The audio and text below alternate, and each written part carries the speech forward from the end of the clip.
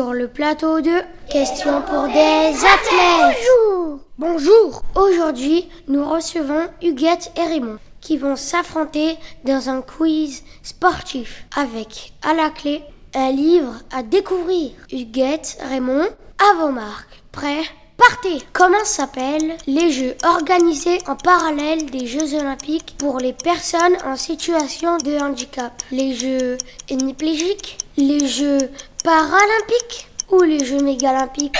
Les Jeux paralympiques? C'est une bonne réponse! Mais au fait, c'est quoi un handicap? On voit ça tout de suite en image. Avoir un handicap, c'est quand on ne peut pas faire au moment où on veut un geste ou une action. Comme par exemple prendre un verre ou marcher. Ou quand on ne peut pas s'exprimer ou communiquer. Ou encore quand on ne peut pas comprendre ce que l'on nous dit. Ou ce qu'on nous demande. Le handicap, on peut l'avoir à la naissance. Mais aussi tout au long de la vie, comme ça arrive avec les accidents ou quand on vieillit. Il existe plusieurs familles de handicap. Le handicap moteur, quand on a une difficulté à se déplacer ou à bouger une partie de son corps. Le handicap sensoriel, c'est quand un de nos 5 sens marche mal ou plus du tout. Du coup, on peut avoir des difficultés à entendre, à parler ou à voir. Le handicap psychique maintenant. Ça, c'est quand on a de grosses difficultés avec les émotions et qu'on en arrive à se faire du mal ou à faire du mal aux autres. Le handicap mental ensuite, c'est aussi quand on a de grosses difficultés, mais plutôt pour réfléchir, pour communiquer et pour prendre des décisions. Et enfin, les maladies qui nous rendent invalides. Les maladies de la respiration, de la digestion, toutes les maladies qui amènent de gros problèmes de santé et qui rendent la vie de tous les jours un peu plus sportif. Chapeau les champions. Nous voilà de retour sur le plateau de Questions pour des athlètes en compagnie de nos deux candidats Huguette et Raymond pour une deuxième question. Dans quel pays ont eu lieu les premiers Jeux paralympiques? En Italie, en France ou en Grèce? En Grèce? En France? Mauvaise réponse. Les premiers Jeux paralympiques ont eu lieu en Italie grâce à un certain docteur que je vous laisse découvrir maintenant. Dans son hôpital, le docteur Ludwig Guttmann s'occupe de blessés de guerre. Mais il ne fait pas que soigner les blessés, il leur propose aussi de faire du sport. Du tir à l'arc, du billard, du basketball, du tennis de table. Et ça marche! Avec le sport, les blessés reprennent confiance en eux. Pour le docteur Goodman, rien n'empêche les personnes handicapées de participer aux épreuves des Jeux Olympiques. Grâce à lui, les premiers Jeux paralympiques, c'est-à-dire des Jeux organisés en parallèle aux Jeux Olympiques, ont lieu à Rome en 1960. À cette époque, il y avait 8 sports et 400 athlètes pour les Jeux paralympiques. En 2024, aux Jeux de Paris, il y aura 4400 athlètes paralympiques qui s'affronteront dans 22 sports. Merci Dr Goodman et vive les Jeux paralympiques! Nous sommes toujours en compagnie de Huguette et Raymond pour une troisième question de Questions pour des athlètes. Peut-on participer à des épreuves de natation quand on est handicapé? Oui! Tout à fait, Huguette. C'est le cas de la championne Béatrice S. que l'on vous présente dans le sujet qui suit. Béatrice a une maladie qui l'empêche de marcher. Dans l'hôpital où on la soigne, elle fait aussi de la piscine. Ça la soulage. Quand je suis dans l'eau, je me sens libre de bouger. C'est un grand bonheur. Béatrice est une battante. En 20 ans de compétition, elle a remporté 26 médailles aux Jeux paralympiques, dont 13 en or.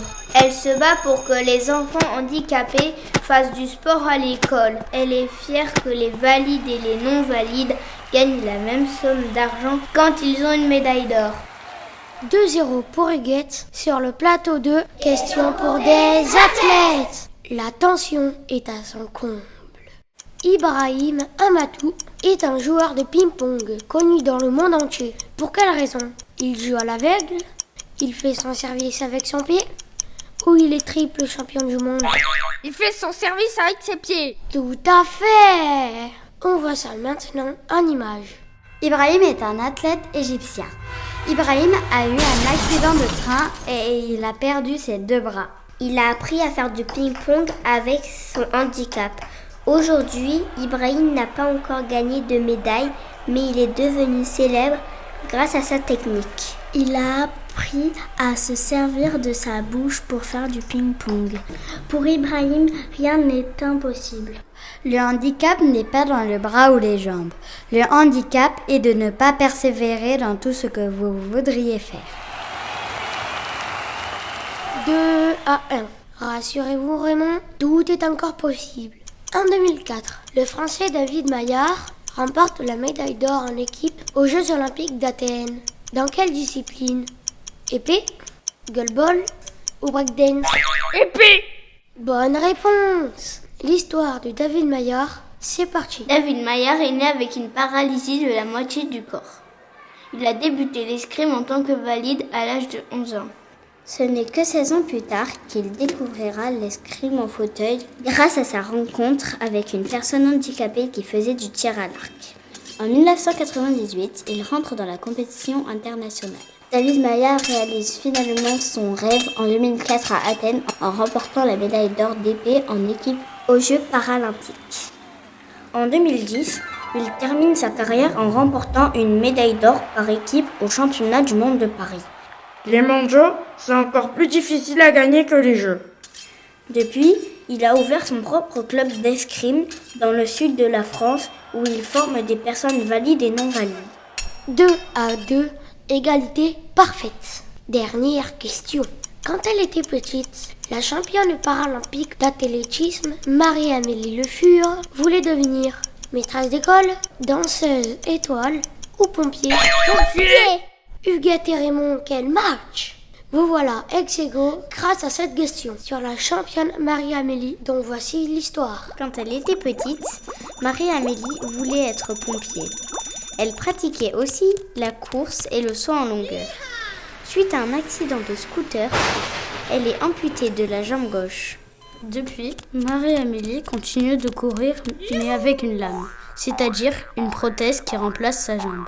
Elle s'entraîne dans des clubs de handisport. Elle est devenue championne paralympique en athlétisme. Aujourd'hui, Marie-Amélie n'est pas devenue pompier, mais elle s'occupe du sport pour les personnes handicapées car elle est la présidente du comité paralympique et sportif français.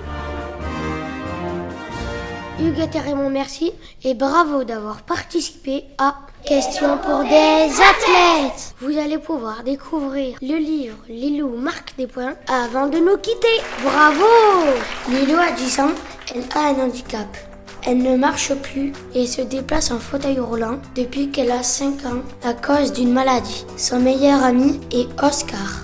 Ses parents et son kiné veulent que Lilou fasse du sport, mais elle refuse. Ah ça, c'est hors de question.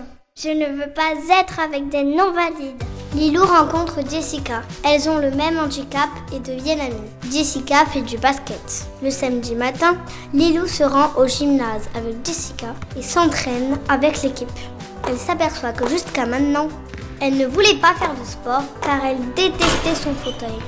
Mais aujourd'hui, elle est contente de faire du basket grâce à lui. Elle le décore avec des stickers pour le remercier. Elle avoue aussi à Oscar qu'elle l'aime. On conseille ce livre car on a beaucoup aimé l'histoire. Et on pense que ça peut aider à comprendre le handicap. Lilou marque des points de Yael Hassan, un livre à découvrir aux éditions Ozu.